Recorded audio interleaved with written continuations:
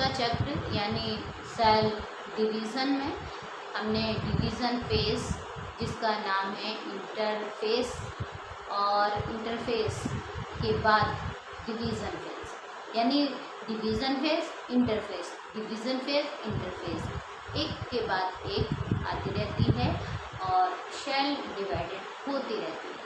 तो division phase के जो नेम है ये है माइटोटिक फेज और एम फेज।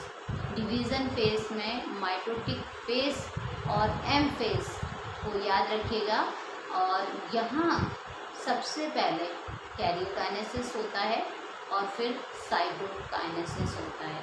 कैरियोकाइनेसिस को आप याद रख सकते हैं पुराना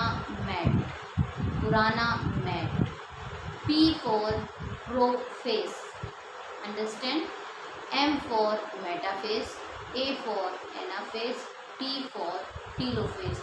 यही सीक्वेंस याद रखना है, प्रोफेज, मेटाफेज, एनाफेज, टीलोफेज।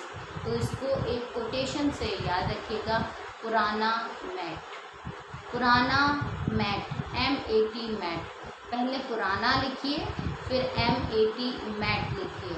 तो पुराना यानी prophase, M for metaphase, A for anaphase, T for telophase.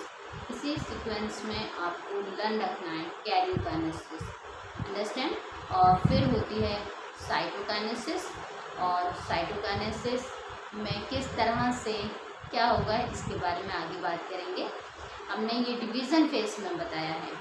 और फिर जब डिवीज़न फेज होती है इसके बाद आती है इंटरफेज, और इंटरफेज में कौन कौन सी फेज हैं, G1, S, G2।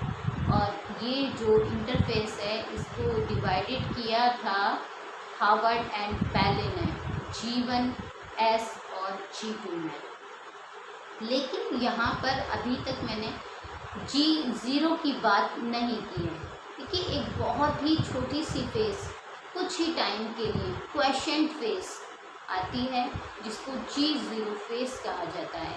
और G0 फेज कब आती है, जब G1 फेज कंप्लीट होती है। तो इसकी बिल्कुल जो लास्ट स्टेज होती है जहाँ पर सेल डिवाइडेड नहीं होती है उसे कहा जाता है G0 फेज, जो कि S फेज से पहले आती है। याद रखना है G1 और S फेज के बीच में एक छोटा सा फेज आता है जिसको G0 फेज, क्वेश्चन फेज कहा जाता है, अंडरस्टैंड।